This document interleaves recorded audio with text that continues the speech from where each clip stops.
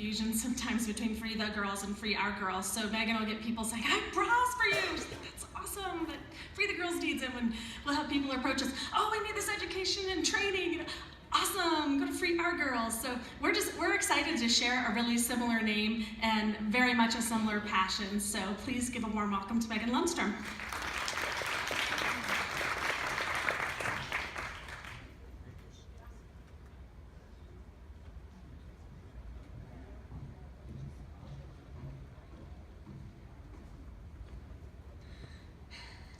Free Our Girls provides awareness, prevention, and response programs not only here in northern Colorado, but nationwide. We provide services and support to girls and women and their families who have been sex trafficked domestically. About approximately 3/4 of domestically sex trafficked females are adult women, yet there's very few resources that exist for them. And Free Our Girls is focused primarily on serving this demographic. Free Our Girls was born not even 2 years ago, and in that time, our network of pimp-controlled, sexually exploited women that we are in contact with and support in their journey to freedom has grown from less than 300 to over 1,000. 2 years ago, I began developing and researching a theory that the game, which is what pimp-controlled sex trafficking is referred to, is a cult, as it meets all 15 characteristics of a cult. Free Our Girls operates from the model that victims of pimp-controlled sex trafficking are cult members, and therefore our approach requires an intensive process of jump-starting a woman's ability to think critically and independently once again. The development of this theory is proving not only successful in the lives of the women I'm so fortunate to touch, but it has also given me a sense of framework and understanding as to what happened to me as a survivor myself. As survivors, we spend a lot of time sharing our story, which typically involves outlining the factors and events leading up to our victimization and highlighting some of our experiences during our time of exploitation. But so rarely do we hear the journey to restoration, which unfortunately fuels the public belief that once a rescue or an escape occurs, the individual moves easily into a life of abundance and freedom. This is unfortunate both for the movement and for the individual, because it dismisses the fact that finding one's freedom is not a single event, but in reality a process that can take years. I find this belief to be true, unfortunately, particularly within the church, this confusion between forgiveness and forgetfulness. In the book, The Wounded Heart, by Dr. Dan Allender, he explains, to be told, the past is the past. We are new creatures in Christ, so don't worry about what you can't change. At first relieves the need to face the unsightly reality of the destructive past. However, as he continues, hiding the past always involves denial. Denial of the past is always a denial of God. To forget your personal history is tantamount to trying to forget yourself and the journey that God has called you to live. You see, sexual trauma is not only physical trauma, it is soul trauma. It has a lasting impact on our lives long after the danger has passed and the physical wounds have healed. Dr. Dan Allender explains further, the damage of past abuse sets in motion a complex scheme of self-protective defenses that operate largely outside of our awareness, guiding our interactions with others, determining the spouse we select, the jobs we pursue, the theologies we embrace, and the fabric of our entire lives. This damage then is why when a woman first begins her journey to freedom, she might see herself as permanently damaged, shattered even. She feels she is no longer able to serve her original purpose, or maybe any purpose at all. And when those around her surround her to help her, her sharp edges may cut unintentionally into those who genuinely want to see her restored. And sometimes, even when all of the pieces have been glued back together into something that resembles what she used to be like, there are still cracks that prevent her from feeling whole. To a survivor, those hairline cracks are a lasting reminder that others can see that they are broken, that they don't just quite measure up, that they will never be normal. There's an ancient Japanese art And I'm not going to try to pronounce the Japanese word. The translation means golden joinery or golden repair. It is the art of repairing pottery with gold lacquer, with the understanding that the piece is actually more beautiful for having been broken. The belief is that when something has suffered damage and has a history, it becomes more beautiful. This art acknowledges the cracks rather than pretending they don't exist. It accentuates the previous damage rather than trying to conceal it. This golden joinery, this is God's healing in our lives. It doesn't happen overnight. It is at times a tedious and painful process. But healing from the trauma of trafficking is possible. And Free Our Girls and our flight program is just one of the ways that we are able to offer hope and a path to freedom. Thank you. So starting closest to me, first is Michelle Bishop from Truckers Against Trafficking. She's the program coordinator there. So hello, Michelle, and welcome. Next to Michelle is Beth Bruno, founder and director of A Face to Reframe, manager of Domestic Anti-Trafficking with You Count campaign, co-founder and facilitator of the Larimer County Anti-Trafficking Community Response Team, and Concerned Citizens Against Human Trafficking. That's a busy woman. Welcome back. And Hava Simmons, Supervisor Family Partnerships Unit of Larimer County Department of Human Services. Welcome, Hava. Next to Hava, Chris Bruno, founder and executive director of Restoration Project and owner of Restoration Counseling Center. Welcome, Chris. And Scott Rogers, chief investigator for Larimer County DA's office, District Attorney's office. And last but certainly not least, my friend Allison Myers, program director of Streets Hope.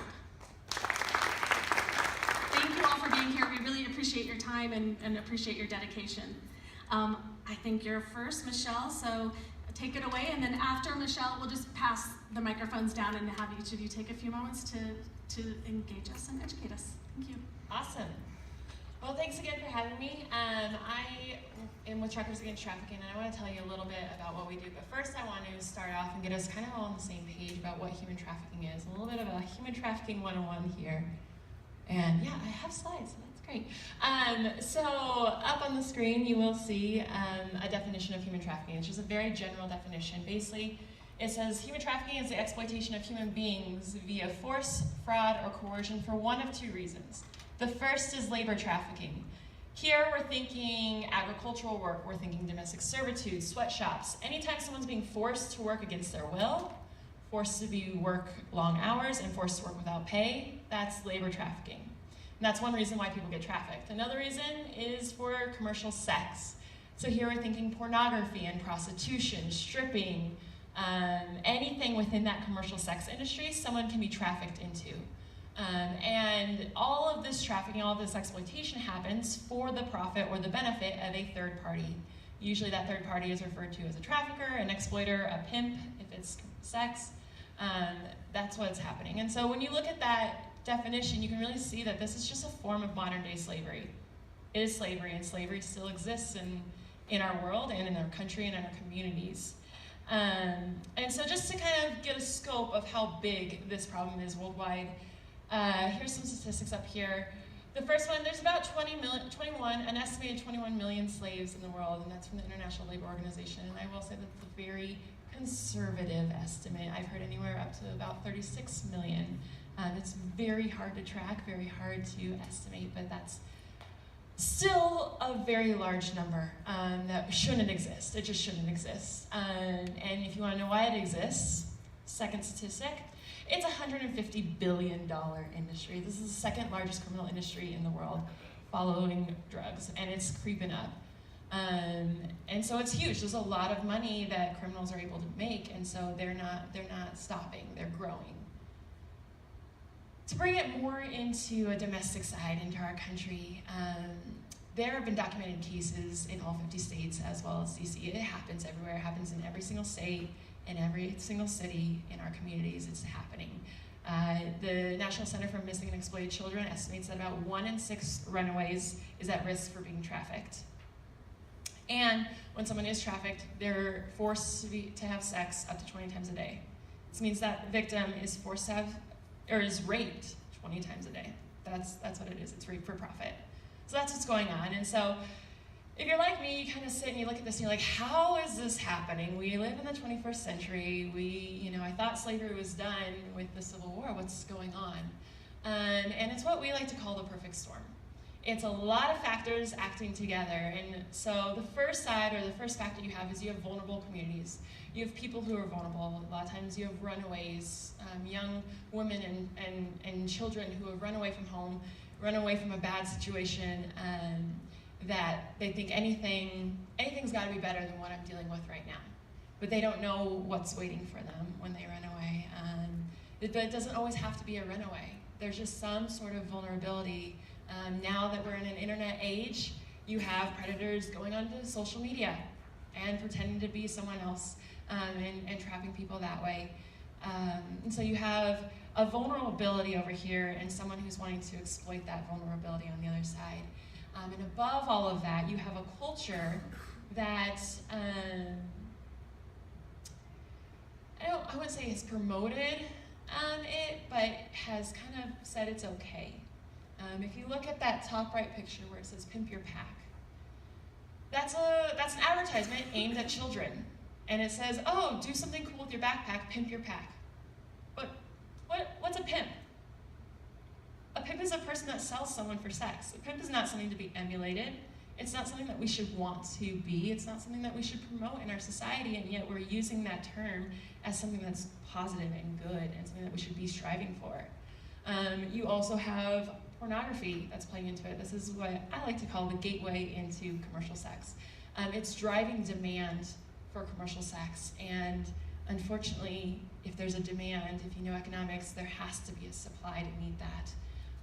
And that's kind of why trafficking is really, really coming up, because there's not a lot of people that are volunteering for that job. It's just, there's not a lot of volunteers for that. And then, like I said, there's a lot of money to be made, and organized crime is coming into it. They used to sell guns and drugs, and they can sell that once, but they can sell a human being over and over and over again. So there's a lot of money to be made in this industry if you want to call it. And so it's kind of this perfect storm of things that are happening that shouldn't be happening. And so given all of that, kind of coming back to what I do and what my organization does, we looked at that and we said, this isn't right, this can't continue to happen, we need to do something about it. And we kind of looked at the trucking industry, we were very industry specific, and we said, the trucking industry, given its sheer size, the extensive travels that it does, and just the diligent nature of their job, they're trained to keep their eyes and their ears open while they're on the road. This could really become a force for good in this world, and an army that could be raised up, provide an extra set of eyes and ears on the roads for our law enforcement. There are oftentimes, and there's a list up here, and this list is not exhaustive, but it's some of the main places that truck drivers can often come into contact with victims of human trafficking. And so if they're in these places and victims are in these places, why don't we train them to know what to look for? Why don't we train them to know what questions to ask, to know what signs to look for, and then to know what to do about it? It's great that they know what to look for, but what good is that if they don't know what to do? So that's kind of why we started, and we kind of were like, imagine if every single driver, and there's 7 million people in the trucking industry, so this is a lot of people that could be a force for change. So what if every one of those 7 million people was trained to know what human trafficking looked like and knew what to do in response to it? Imagine how many more victims could be rescued or could be identified, and how many more pimps could be arrested. So this is our goal, and our mission is to educate, equip, empower, and mobilize members of the trucking industry to combat human trafficking as part of their everyday jobs. Not something extra that they have to worry about and do, but just part of everyday jobs, taking that extra minute to look around and see if there's anything suspicious going on. So we do that through 3 main goals, and I'm going to breeze through these. The first is to saturate the industry with our training materials. We have a training program that we deliver to companies, to trucking schools, to shippers, to dealerships, to anyone who's got a touch point into the trucking industry. We give them our training program, and we ask them to train their drivers or their employees to know what to look for. We have wallet cards so that drivers can take them on the road with them and be reminded of the information. Decals that are on the window so that they have that national hotline, the National Human Trafficking Hotline number right in front of them, so they're reminded to be looking out when they're at their stops. So that's our first goal. Our second goal is to work alongside law enforcement. Because we can't go out and arrest pimps. We just don't have that possibility or that power. Truckers don't have that power. Law enforcement has that power. And so we need to work in tandem with law enforcement. And specifically, we really work with the law enforcement that has a direct contact to the trucking industry. So motor vehicle enforcement is usually who we're partnering with and connecting them back to the trucking industry, creating those coalitions essentially, or those connections, so that those loopholes that traffickers like to get through, those are closed and they can't get through them anymore. And finally, we marshal the resources of the industry. We're a small organization and we're grassroots. We just can't do it by ourselves. So we need the industry to come alongside of us and to take up this issue as their own, and bring in other key industry stakeholders, talk to other people in their communities, train their drivers, all those kinds of things. Just marshal the resources, because there's a lot of them, and in order to grow, we need to do that. So that's us in a nutshell, and I will pass it along. Thank you. Thanks, Michelle. So how do we take that fabulous overview of what human trafficking looks like and apply that to a community like ours? What are we seeing here in Larimer County, and how are we responding? And I want to say that we're in a really different place now than we were 3 years ago. 3 years ago, the majority of our service providers and law enforcement and first responders had not received training on human trafficking, on how to recognize the signs and the red flags and identify. And if they had received training, many of them had received it at a national conference or out of state, or had pursued it out of their own interest. Such was the case with 2 Fort Collins police officers who 3 years ago did an operation through a human trafficking lens. And that was really the first investigation in Fort Collins that was handled as a potential trafficking case. They closed 2 Asian massage parlors on College Avenue, where they believed that a number of women were being trafficked to provide sexual services. And it was out of that experience, out of that operation, that really brought to the forefront in our community the state of things. Not only the state of the problem that we were seeing, that yes, there are Asian massage parlors, we still have 10 to 15 in Fort Collins alone, but also the state of things of our service providers who would actually be interacting with those potential victims. Because we realized that we were ill-prepared and we were not yet ready to handle any kind of trafficking investigation. And so in partnership with the Fort Collins Police Department, we launched this Larimer County Anti-Trafficking Community Response Team. And the goal for that initially was to make sure that all of our frontline professionals knew what they were already looking at, understood that when this and this and this work together, that is what that is trafficking, and knew and understood how to properly identify the clients that they were already working with. So we began meeting quarterly and started by training all those types of people: social workers, youth workers, health professionals, educators, school resource officers, law enforcement, all the kinds of people that you would imagine would most likely intersect with potential victims. And we worked on getting them trained. And we've been doing that for the last 3 years, and that's why I say our community is in a really different place. Because now all of those people are responding in their professional positions in ways that they can best respond, and they know now what they're seeing. And what we hear continuously from those individuals is that looking at their clients through a different lens, they see things differently, and they realize they've been looking at trafficking for quite some time. Because in a community like ours, we're not just looking at Asian massage parlors. We're looking at incidents of labor trafficking and things like traveling sales crews, where we have young adults knocking on our doors who are maybe involved in a labor trafficking scheme. We have young people, youth, who both Hava and Scott will speak more to, who are incredibly at risk and are running away and are experiencing trafficking, or have, or are about to. And so we know that we need to do incredible work in preventing that. If we can train a school resource officer, for instance, to look at one of the young girls that he's already in a relationship with, and look at her and realize she's dating this older guy, and she's disappearing from school every day, and whenever the phone rings, she's panicking, and there's more to this story, and now he knows the right questions to ask, he can prevent her from being trafficked, or he can stop a bad situation from getting worse.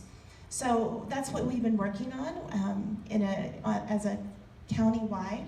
About a year ago, we launched a public version of that same group, recognizing that there are a ton of other groups and individuals who are also engaged in raising awareness and advocacy and fundraising. And so that's the Concerned Citizens group that you are all welcome to come to, and can find out more information on a Face Reframes table in the lobby. But really, as we began training more and more people, we realized we have to look at those we would identify as being most vulnerable. And in communities like ours, that is our youth. And so Face Reframe has gone about that in a couple of different ways. We have 2 small youth groups that we started this year, a youth leadership board and a youth photojournalism group. Both of those are aimed at equipping and empowering students to be peer leaders around this issue. Right now that's drawing from only 3 high schools, and those are small groups. So we also have a broad exposure strategy. That is having strategic intervention with those youth we would deem to be most at risk. A lot of these are Scott's kids that he'll talk about, but these are kids who are already exhibiting high-risk behaviors. We want them to know and understand their risks and vulnerabilities. So getting them the right training to recognize how they might be trafficked. And then also just broad exposure, all of our kids, all of our youth, because really no teen is immune from their emotional needs being exploited and manipulated by a trafficker. And we want them to understand that in a community like this, we're not as worried about them being yanked off the street and shoved in a car and locked in a closet. We're worried about an older girl coming to them and offering a really lucrative job opportunity, or an older guy who promises to be a loving and protective boyfriend and then isn't. And so we want kids across the board to understand how they too are vulnerable, not only to protect themselves, but to really be the eyes and ears among their peers in ways that we adults will never be. So that's some of the ways that we are going about prevention and community building here in our community and in our county, and really excited to see this 3 years since.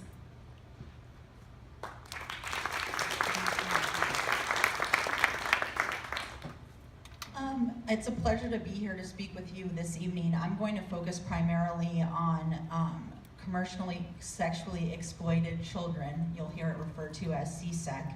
I work in the child welfare system, which is where I've been for the past probably about 10, 12 years of my career, and specifically now I work as a supervisor in Larimer County. I supervise a unit that works with male and female teenagers who are involved for some reason or the other in the juvenile justice system. People who are in the know. So it's not your responsibility to make the call on, this is trafficking, or I think that, you know, if something just doesn't sit right with you, if those little alarm bells are going off in your head, if the hairs on the back of your neck are standing up, or just something isn't right and you don't know what to do, that hotline is a really great resource, because they'll do that hard stuff. They'll figure that out. That's not on you. And that doesn't mean that I'm not going to still challenge you to educate yourselves as much as possible on the issues, but don't be afraid to use that as a tool, because you could save somebody's life even if you just have a weird hunch or a weird feeling in your gut. So I just wanted to share that with you and encourage you in that way. We've got to wrap up this part. I wish we could speak for days with you guys. You've been incredible. Thank you so much for the information, and thank you all for being such a great audience. Our evening is not over yet. Thank you. Okay, so we're going to take a break of about 5 or 10 minutes. Stretch your legs, get a little fresh air, 5 minutes, okay, and then come back for a film called Caged No More. It's a compelling, engaging, just amazing story based on true events, and we have a treat afterwards where you, the audience, will be able to speak directly with the producer of the film. 10, 12 years of my career, and specifically now I work as a supervisor in Larimer County.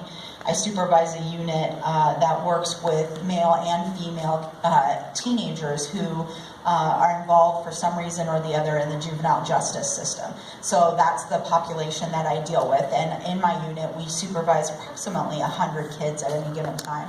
So I just kind of wanted to start by sharing some information with you around this population.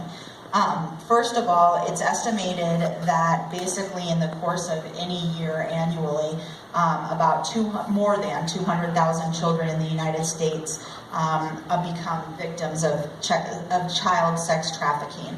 An additional 244,000 to 360,000 children in the United States are at risk each year of being trafficked and sexually exploited. And the at-risk youth are the youth that we're trying to get in earlier stages now than we have ever before, in the hopes that they never get into actually being trafficked or exploited. Children are most likely to be sexually exploited by their families or family friends for monetary gain. So again, we can't be complacent and believe that this doesn't happen in our community. It isn't just young people who are being trafficked by gangs or things that you would see in the media. It's also kids who are being trafficked by people that they know and love, which is extremely unfortunate. That leads me to want to talk to you guys with regards to what makes a youth vulnerable to being trafficked. And there are some, every youth is unique, I would say, and so there are different reasons for every child. But I would say that there are some things that we know now that we have had the opportunity to collect statistics around this issue for more of a long period of time. We understand that there are things like poverty, there are things like child abuse and neglect. The numbers are pretty staggering around the kids that are involved in trafficking and how that, is predicted by those who are abused and neglected in our community, including those youth who are involved in the foster care system and those youth who age out of the foster care system. Also those youth who are involved in the delinquency system. So that's a really important thing for you to know. Another thing that I kind of want to draw attention to is that the average age that youth become involved in sex trafficking is 12 to 14 years old.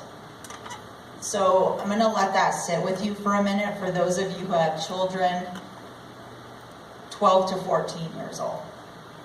So that is something that tells us that our work needs to start really early, even when it's uncomfortable to talk about these things. And, I'm honored to have my own children here, who are 6, 10, and 15. And it is our belief as a family that keeping them educated and making them aware is important today, not when they're 17 years old. So I know that it's a big call as a community to ask you to start that conversation with your children, with your children's friends, and to be aware of red flags that you're seeing and things like that. But it really, truly never is too early at this point in time. So I would just kind of, put that call out to you. The other thing that I want to point out is that some of the risk factors, individually speaking, are youth who are runaway or homeless, those who have system involvement, so again, in the delinquency system and the child welfare system. Also being lesbian, gay, bisexual, transgender, having substance abuse issues themselves or their parents. So those are, individual experiences. When you're looking at, experiences that are common, in terms of more generally speaking, you're looking at poverty, high crime areas, mental health issues, limited educational opportunities, and then again, the societal risk factors, which was spoken of earlier, things like the glorification of pimping and pandering.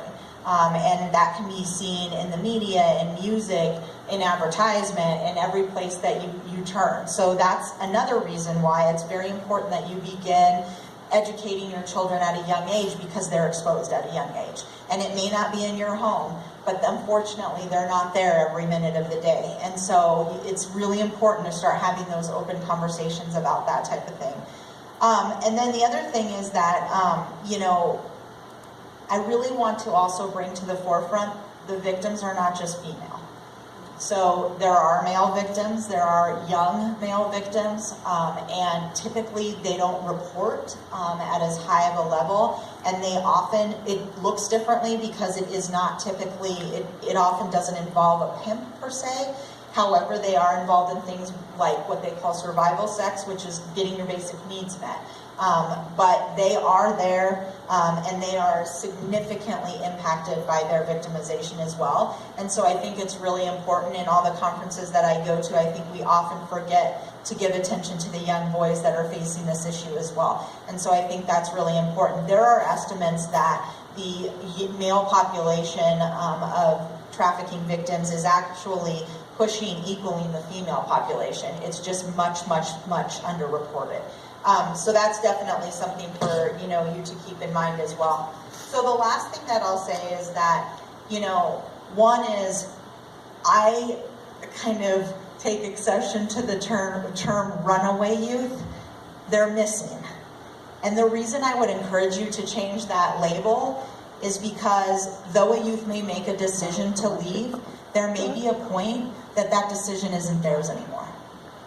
And so I think it's really important when we're working as advocates and with law enforcement that we remember until they're found, they're missing. So that's just something I would encourage you when you're, talking to, people in the community, people, your coworkers. Just if we can change that label, that's just one thing I'd love for you guys to walk away with tonight, is that these kiddos, they're missing.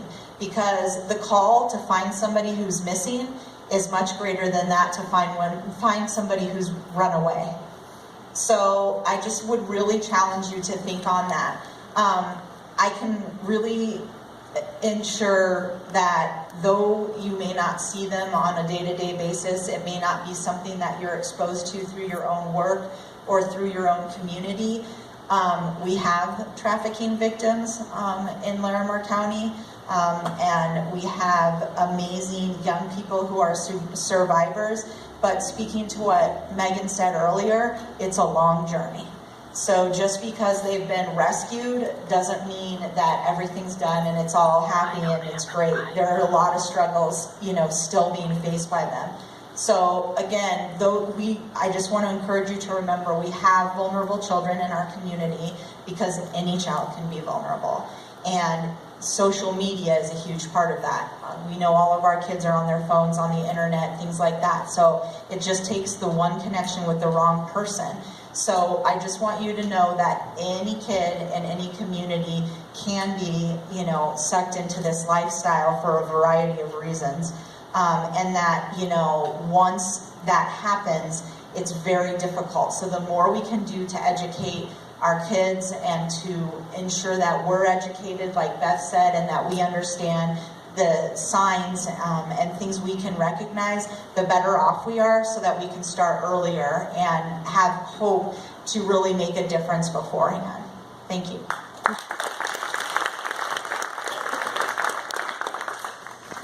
Well, I come at the anti-trafficking effort from a little different perspective and approach. As Michelle said, wherever there is supply, there is demand. It's the basics of every economic situation.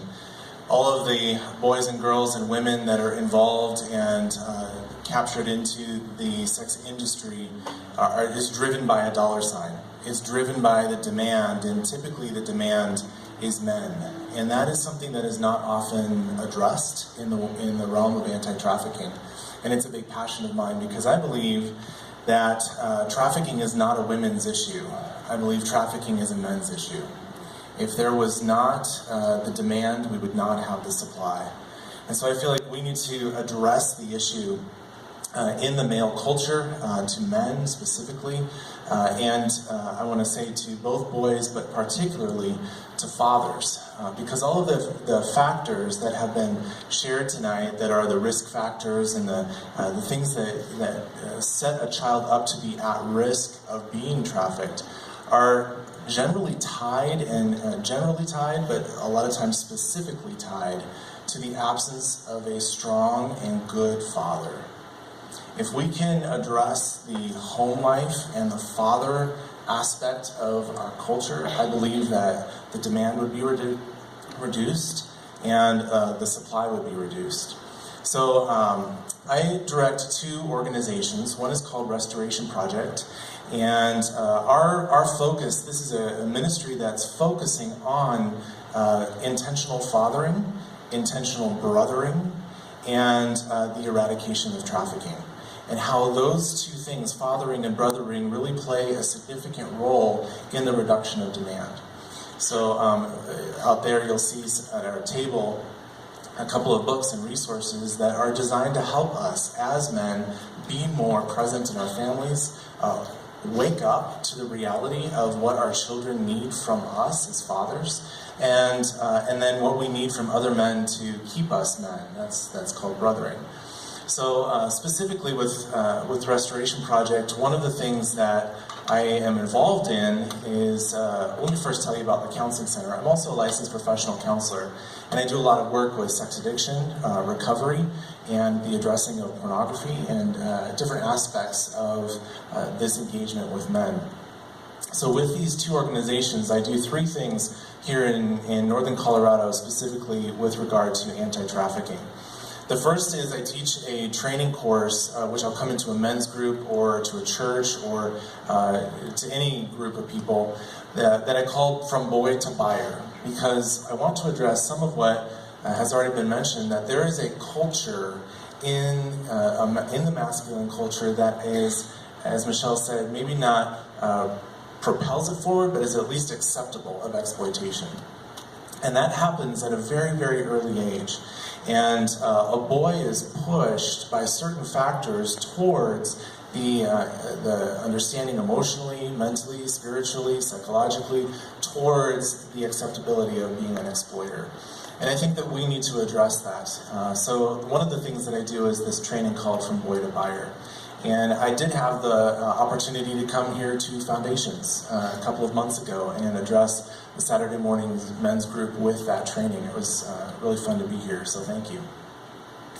Another thing that I do is I lead a coalition of northern Colorado churches that we are looking to address the issue of pornography and how it is the gateway drug to prostitution and the sex industry.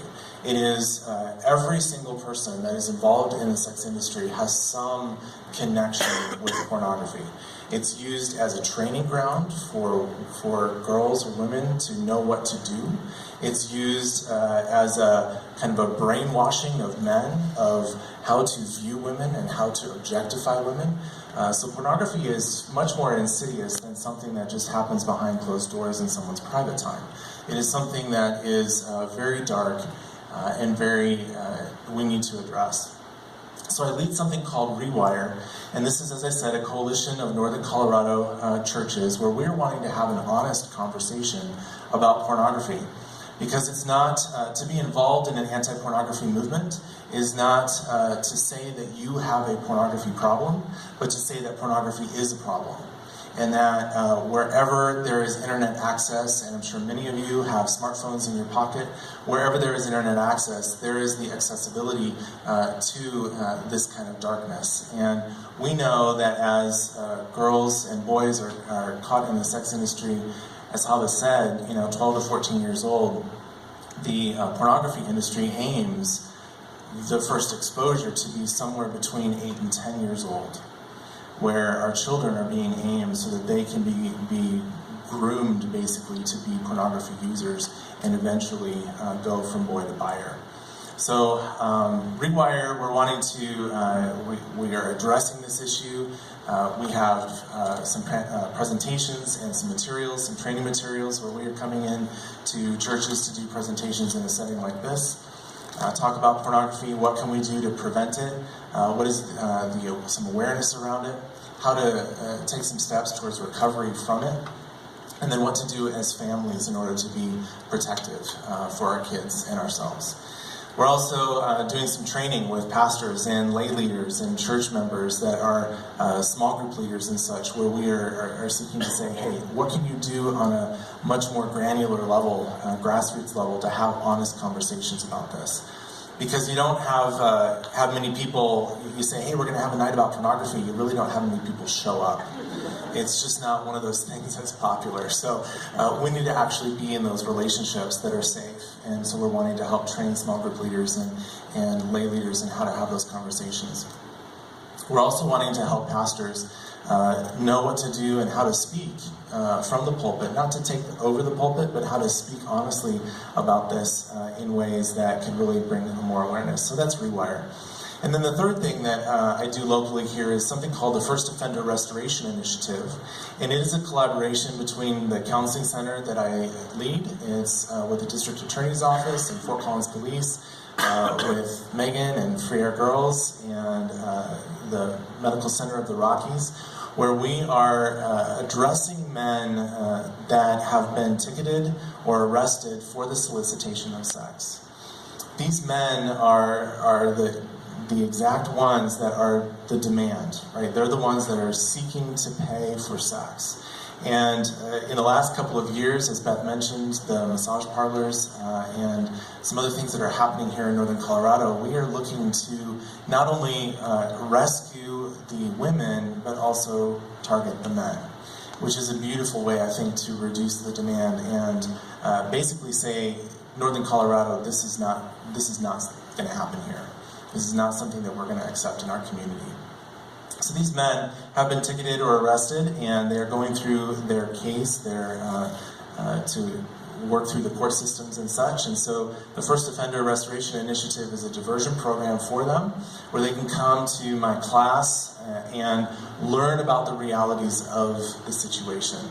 This is their first offense. If it's their second, they're not eligible. If they're a sex offender on the sex offender registry, they're not eligible. It's for the first time offenders where they probably have no idea what they have been just gotten involved in. They have no idea about trafficking. They have no idea that most women who have been prostituted are being controlled by someone else. They have no idea that the girl that they were soliciting online was actually underage. They have no idea. So the class is designed to educate them. It's designed to help them understand the risk factors, the other things that go alongside of prostitution, drugs and violence and other community things that affect the community. And then also some personal things. Every man that goes to that place also has a story. He also has a backstory that has brought him there. The boy-to-buyer process has been active in his life for a very long time, and he has been unaware of that as well. We believe that, alongside of the District Attorney's Office and the Fort Collins Police, and we're working to develop with more police organizations, police departments, that it is restoration that we want to go for, not shame. We want to bring hope and say, hey, you, woman, and you, man, both are eligible for redemption. And so we want to be about the restoration of these people instead of shaming them like some other organizations and cities are doing. So that's the Restoration Initiative, and I have lots I could share about that, some statistics out there on the table, but it has been amazing to see the men who come in at the beginning of the day pretty angry that this has happened to them, pretty raw. They feel like it is their right, they feel like it was consensual, they feel like they were trapped. And then by the end of the day, to really see some transformation that happens, and where they are like, what can I do to join in the fight against trafficking? That transformation is what the Restoration Initiative is all about. So I love being able to do that. Thank you. Thank you, Chris. The purpose of my presentation today is to share with you what the DA's office is seeing. Our focus is primarily prevention and prosecution, and so I wanted to kind of go over what we're seeing in our kids. We run a juvenile diversion program whereby a minor that has committed a criminal offense, first-time offense, usually misdemeanor, instead of prosecuting them and sending them to court, we prefer to rather have them go through our diversion program and divert their charges from court. That way they don't end up with criminal history, because even if a juvenile, if they're charged with a crime and convicted, that is a permanent record. And so we want to prevent that from happening. And in the process of going through our screenings for juveniles, I've noticed a trend, and I wanted to talk about the statistics and kind of what we're seeing with those kids and how at risk they are of becoming trafficked. And so I crossed out human trafficking because what we're seeing, first of all, it's a term that it confuses a lot of people, so I'll say sex trafficking, or even to get more specific, commercial sexual exploitation of minors. And so the next slide, if you could go to that. I threw in some stats. Juveniles recovered, this is from the Innocence Lost Task Force by the FBI. Juveniles recovered in 2013, there's a number in 2014, and they're still working on 2015 numbers, they don't have those, but what I did find out in 2015, of the 2 cross-country stings that where 135 cities participated in, Denver was the #1 2 years in a row of minors recovered in human trafficking. Another statistic is Denver-based pimps are the second highest paid in the nation. So it's pretty active. And in Larimer County, Fort Collins girls that have come through our diversion program, we currently have 6 missing. They're runaways, but they are missing. We do not know where they are. And we are suspecting they have been trafficked or are being trafficked because one of the sisters of one of the girls was on the endangered runaway bulletin, and I don't know if you get those. And so we think 2 are in California, 1 in Colorado Springs, 3 in Greeley, and 1 we don't know where she is. And that's current. That's the ones that we know of. And these are diversion kids. And what makes diversion a little unique, they're not kids that are really in the criminal justice system yet. These are first-time offenses, and so they haven't been charged with a crime. But Hava will tell you they're the same kinds of kids. That's what's next. So we really try to work with them beforehand. So that's Larimer County statistics. We have approximately 500 kids that come through our diversion program. It's just to give you an idea of the numbers. These aren't all traffic kids. These are just first-time offenders. And of those, the majority are girls. And I want to talk about high risk. And if you can show the next slide. So 3 things needed for human trafficking to occur. I remember sitting on a panel like this a couple years ago, and one of the speakers mentioned these 3 things, and I wanted to highlight that. A vulnerable at-risk population, viable perpetrators, and a community that denies existence. I want to focus on the vulnerable population, because that's our girls, that our kids that are coming through diversion program. And the risk factors that we see typically, you can go to the next slide. Let me focus on this first. Law enforcement is seeing a big increase of juveniles being trafficked due to the high demand of prostitution. And so I thought, I was going to start this conversation by saying, how many of you think there's a prostitution problem? Well, that's kind of a vague term. What do you mean by prostitution problem? So let me share with you an interview that I saw conducted by Fort Collins Police of a female they arrested for prostitution. And I don't like the term prostitute because of 90% of them, as the statistics say, are in it because of being forced. They're victims. I don't like the term prostitute, but she was being interviewed, and they asked her, because she was from out of state and came here to Fort Collins to work, and they asked her, well, why come here? And she laughed. She goes, this is where the money is. And it's a huge problem. And one of the officers in Fort Collins that's been mentioned, that they run the John Stings. And if you go on Backpage and the ads that people post, and there's so much of it out here. Well, anytime you have that, you're going to have minors being trafficked. The connection is always there. And so I like what Chris is doing, because they think it's consensual and they're upset and they're angry, but they don't realize the connections to minors being trafficked in this. And a strong possibility exists you'll come across some minor soliciting services. If you go on Backpage.com, I don't know if any of you are familiar with that. It's like a Craigslist site. You will see minors. There's a guarantee you will see them. Okay, so the next slide. The risk factors for victimization, and this has been touched on actually already, but prior sexual abuse, runaways, mental health disorders, and so forth. What we come across in our diversion program primarily are runaways and prior sex assault victims. If a girl's coming in on a first-time offense for shoplifting, there is an 80% chance that she's been a victim of sex assault, she's a cutter, mental health issues, and what's next, if she's running away, we know trafficking is she's at high risk for that. In Larimer County, we have a huge runaway problem. The majority of the girls that we come across in the diversion program have run away several times. It doesn't necessarily mean things are that bad at home. It can mean that, a lot of times it is, but it doesn't always mean that. I'm not sure why they're running away as much as they are, but and Allison will maybe share some stats, but I looked at her website. Once they run away, there's a huge chance of being trafficked within a certain amount of time. And so that's caused great concern for us. Next slide. Mental health disorders, obviously, and these are pretty obvious things. And a lot of the juveniles coming through our diversion program have mental health issues. A lot of them in the criminal justice system have significant mental health issues. So they're extremely high risk for being trafficked. Substance abuse, one of the things about marijuana becoming legal in Colorado is that is now the go-to drug for these juveniles. They won't take their mental health meds if they have any prescribed to them. If they're depressed, this is what they're going after.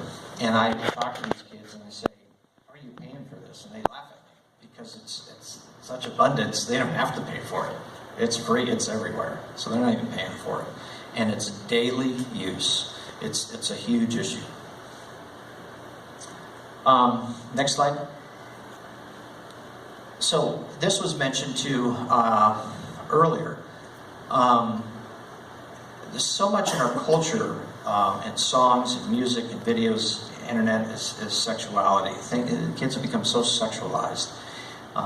Even the term pimp is no longer negative that you mentioned anymore.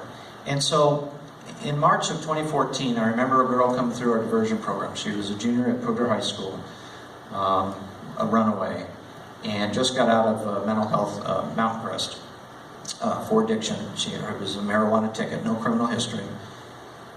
And I couldn't understand why she was running away. Her home life was, with what I thought was good. But it surprised me that once I started seeing the red flags of her being a victim of trafficking, because there was a lot of other factors that I won't get into that alerted me to it. I just thought it seemed like a big jump between first-time offender, no criminal history, coming in on a marijuana possession ticket, to suddenly being trafficked. And when I realized, the more I researched this, looked into it, and started asking around what's happening to our kids, that jump is very small. It's not a big jump like I thought. They could very easily get involved in trafficking, and they have been. And so part of that, I believe, it plays into it, because it's not looked at as a negative stereotype sometimes, as it should be. So, do we have a human trafficking problem in Larimer County? We talk about global issues, we talk about Denver statistics, national statistics. What about where we live, where you guys live and work? Is there a problem? As I've tried to educate people about this issue, I would tell you that the perception is no. People do not think it's an issue. And what I want you to know is it's a huge issue. It is a big problem. We may not have the numbers of some of the bigger cities, but we have a lot of issues. So we have a runaway problem, we have a homelessness problem, mental health issues. We have kids that people are looking for them. And if they're running away, and they have these risk factors at play in their lives, they're going to get trafficked, because we've seen it already. Next slide. So I want to go back to this. I talked about a vulnerable at-risk population and viable perpetrators. So are they out there looking for your kids? They absolutely are. And it's not always, the term pimp comes up a lot, but we had a girl that was a runaway that was not pimped out, but because she was a runaway, she came across some adults that made her do things to provide food and shelter, and that's human trafficking. They weren't pimps, but they took advantage of her. So there's the commercial exploitation. And community that denies existence. So who works with the vulnerable at-risk population? A lot of us do. DHS, advocacy groups, therapists, a lot of people work with them. Who goes after viable perpetrators? Law enforcement, DA's office, prosecutions, a lot. But who's dealing with the community that denies existence? That's you guys. And that's where we need you, because I think we have some great people in great programs and organizations that do the first two.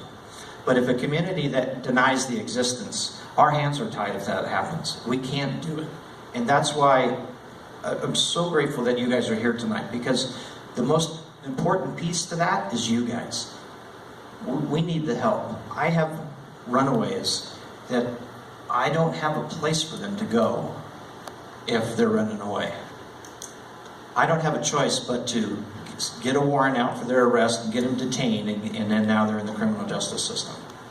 These aren't bad kids. These aren't major crimes that they've committed.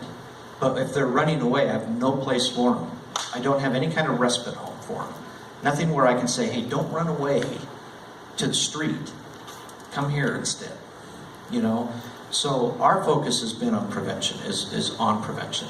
And so anytime we have high-risk girls that we feel are high risk for trafficking, I've worked with Beth and CSU to implement her program, prevention curriculum, but we need more. We need more help, and that's where a community comes in. And so that's where I love sharing and talking about the issue with people like you, because you're the voice of change. And so the next slide is, be the change you wish to see in the world. That's a Gandhi quote. I love that quote, because if you want to see change, you guys have to do it. We need your help. So thank you.